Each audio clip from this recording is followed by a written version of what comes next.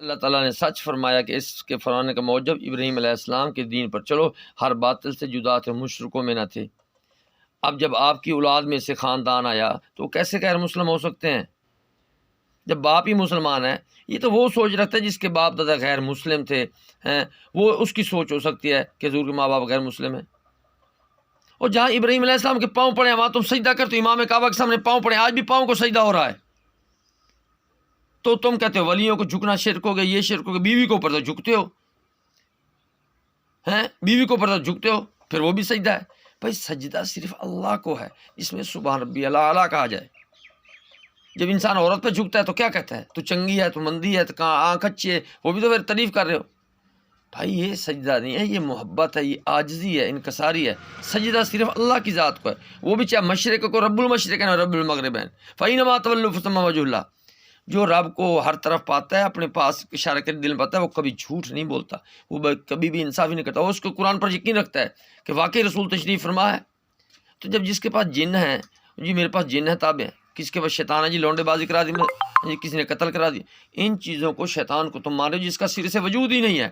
شیطان ایک وسوسے کا نام ہے، جھوٹ کا نام ہے۔ جب تم ایک لقمہ حرام کھاؤ گے، 40 دن پیٹ صاف نہیں ہوگا تو اس سے اور وسوسے پیدا، اس کا نام شیطان ہے۔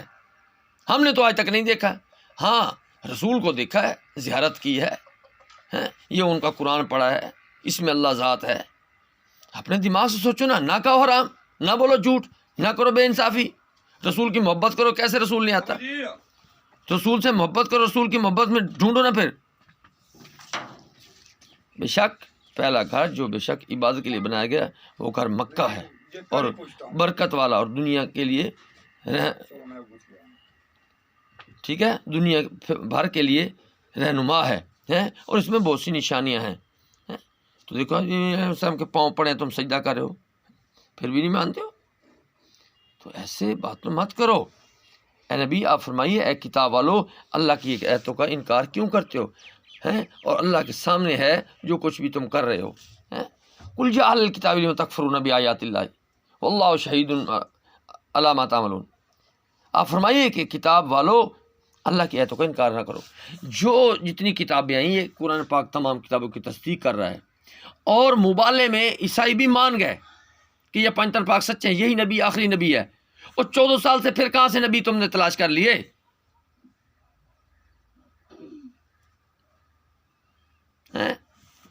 اے نبی آپ فرمائیے کہ کتاب والو، ایمان والوں کو جان بوجھ کر خدا کی راہ سے کیوں روکتے ہو اور ٹیڑھا کرنا چاہتے ہو؟ تم خود گواہ ہو، اور اس میں کچھ ٹیڑھا نہیں ہے، اللہ تعالیٰ تمہارے کاموں سے بے خبر نہیں ہے۔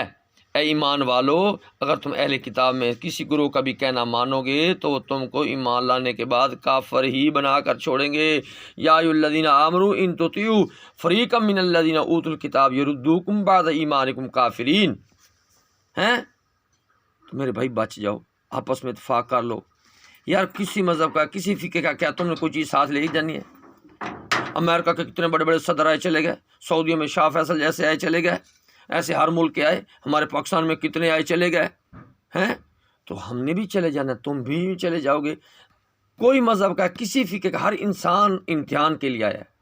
امتحان یہی ہے کہ آخر الزمان ابھی جو موجود ہیں، والم نفی رسول اللہ، جن کا کردار موجود ہے، جن کی محبت موجود ہے، جب آپ اس کو اپنا لو گے، اپنے اندر سچ بیٹھا لو گے، اور ذکر اس میں اللہ سے محبت کر جاؤ گے، محمد کی صورت سے محبت کر جاؤ گے، محمد کے کردار پر چلو گے، تو تم کامیاب ہو۔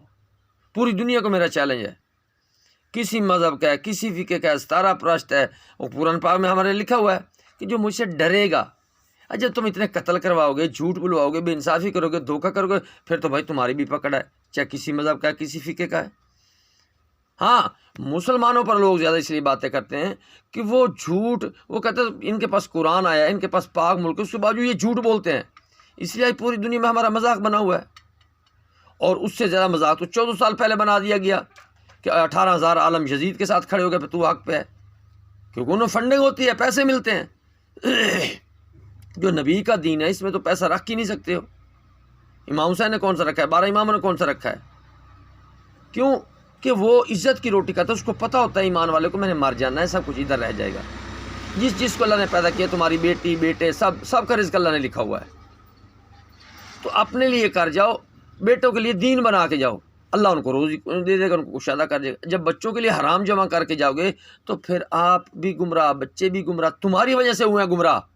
تمہارے بچے ٹھیک تھے، تمہاری بیوی ٹھیک تھی، تم جب گھر میں حرام لانے لگ گئے، ان کی خواہشیں پوری کرنے لگ گئے تو پھر تم بھی گمراہ ہو گئے ہیں، اور بچے تو کو گمراہ کرتے ہیں۔ آج جتنے ملک لوٹتے ہیں، بے ایمانی کرتے ہیں، بیویوں کے نام دولت کر دیتے ہیں۔ کیوں کرتے ہیں؟ بڑے یہاں میرے علاقے میں دیکھ رشوت لینے والے اپنی بیویوں کے نام جائیدادیں کرائی جاتے ہیں کہ ان کو پوچھیں نا، ہمیں تو پوچھنا، ہم سے تو لوگ پوچھیں گے، ادارے پوچھیں گے۔ تو میرے بھائی ایسے سوچے چھوڑ دو، اے تمہیں قرآن کا واسطہ، اس قرآن کے مطابق چلو، اللہ کی رسی کو تھام لو، یہ اللہ کا رستہ، یہ قرآن سچ ہے، اس کو پڑھو سمجھو، پھر کبرائی سے نکل جاؤ۔ یار شیطان کو تم مانتے ہو، اس کا سرے سے وجود ہی نہیں ہے۔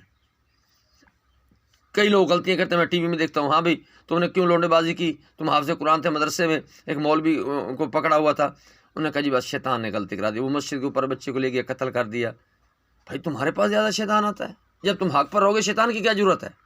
یہ خود انسان کی بری خواہشیں ہیں، نفس لوامہ، نفس ملمہ، نفس امارہ میں داخل ہو۔ آپ نفس مطمئنہ میں داخل ہو جاؤ کہ جو سامنے بیٹھا ہے اس کے اندر بھی اللہ، اس کی اشارت کری بھی اللہ ہے، اس کے ساتھ میں دھوکہ کر رہا ہوں، مجھے پکڑو گی۔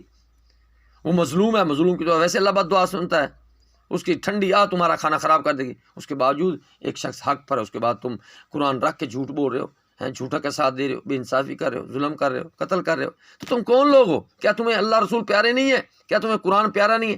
اپنی اولاد کے لیے اتنا ناجائز مال جمع کر رہے ہو۔ یہ جو مشرف بیٹھا ہے یا جو اب عاصم منیر بیٹھے ہیں، یہ جتنے عہدوں پر بیٹھے ہیں، ان کو تم نے بٹھایا ہے؟ نہیں۔